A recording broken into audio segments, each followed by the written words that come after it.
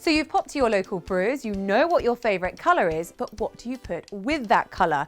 Well, let me introduce you to this little fella called the colour wheel, the best invention known to man. Well, when it comes to interior design anyway.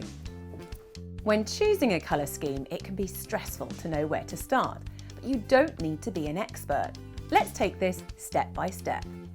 Remember learning your primary and secondary colours of the rainbow at school. Red, orange, yellow, green, blue, indigo and violet.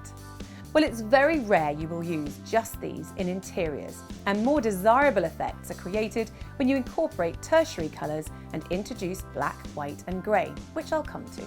Your wheel shows how these colours sit next to each other, so you can get your ducks in a row to start.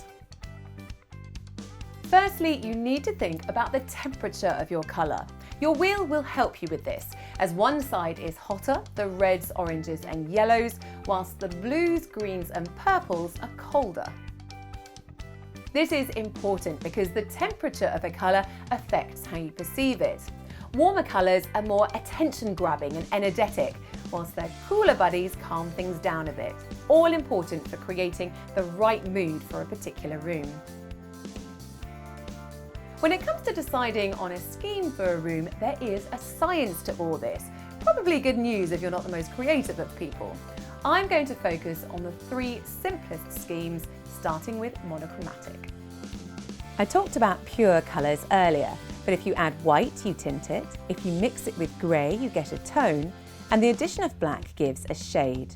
If you use tints, tones and shades of a pure colour, you can create quite a funky monochromatic scheme. Just be careful to use the same hue.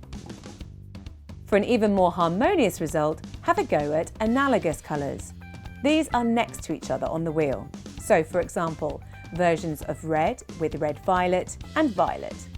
As these flow effortlessly together, so will the interiors of the room.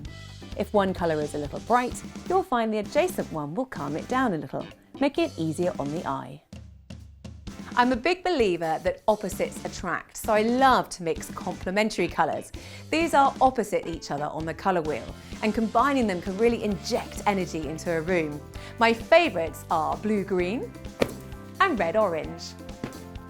You see? So choosing colours doesn't have to feel like you're reinventing the wheel.